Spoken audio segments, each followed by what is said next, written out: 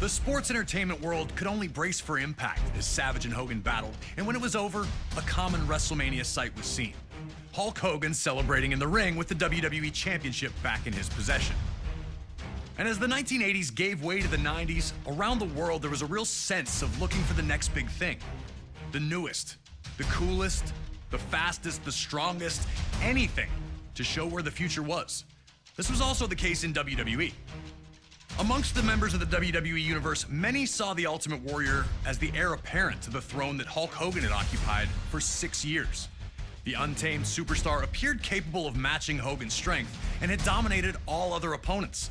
Even that loss we relived at WrestleMania 5 against Rick Rude, yeah, he avenged that just a few months later at SummerSlam, regaining the Intercontinental Championship in the process. But this talk all seemed like fantasy, only existing as a dream match. Hogan and Warrior weren't enemies, and for either of them to turn against the other would run against the strict codes of honor to which both men claimed to adhere. All of that changed in the 1990 Royal Rumble match. It was brief, but for a moment, the only two men in the ring were, you guessed it, Hulk Hogan and the Ultimate Warrior. The crowd went nuts, and these two stared at each other for a minute before circling up. Two running tackles led nowhere, and then a double clothesline floored both men, ending things before they could really get started between the two. That small taste, though, was all the world of sports entertainment needed to know that they wanted more. Even more interesting, it would be Hulk Hogan who would challenge the Ultimate Warrior to a contest at WrestleMania 6. Ultimate Warrior, me and my Hulkamaniacs put the championship on the line. Hogan openly stated that he needed to know which power was truly the strongest in WWE, his or that of the Warrior. Adding to the stakes was the stipulation that both the WWE and Intercontinental Championships would be up for grabs, leaving the winner with supreme claim to lead WWE into the next decade. All right, now it's your turn to try and shock all the little Hulkamaniacs out there and try to beat Hogan at WrestleMania 6.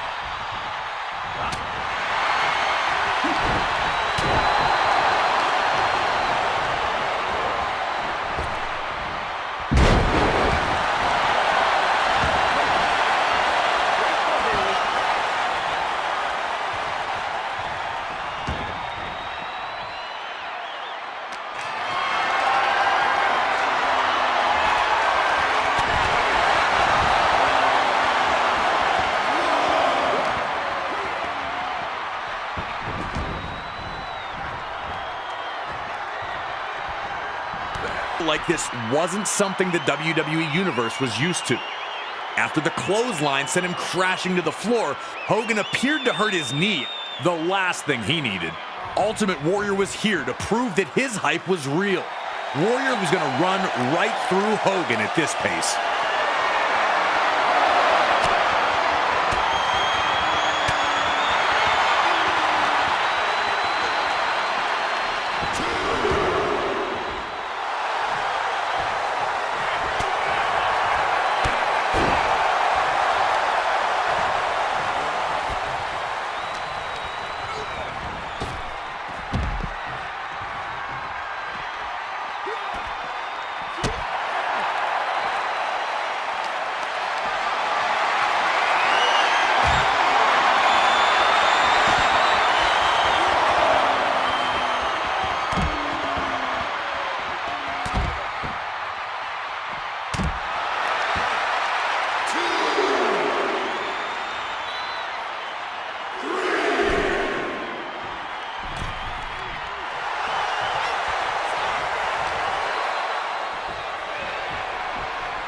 the dominant superstar, getting to his feet while Hogan stays down. The Hulkster was running out of magic. Could he find one more iconic comeback?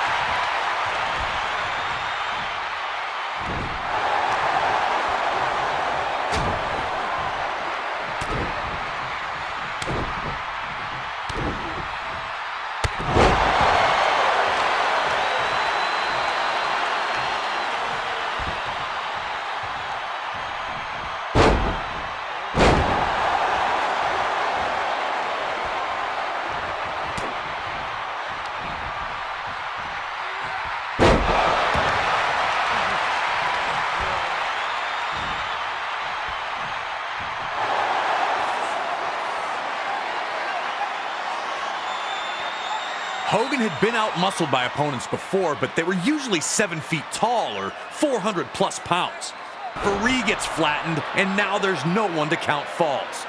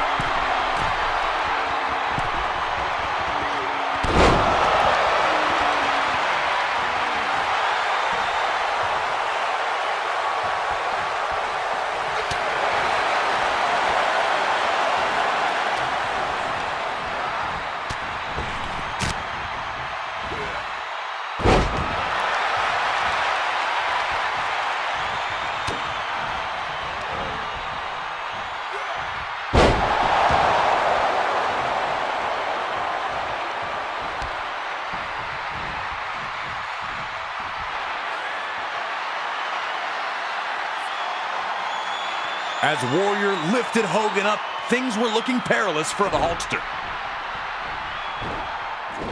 Crashes hard to the mat. Now it was just up to the Ultimate Warrior to fulfill his destiny. Could he defeat Hulk Hogan?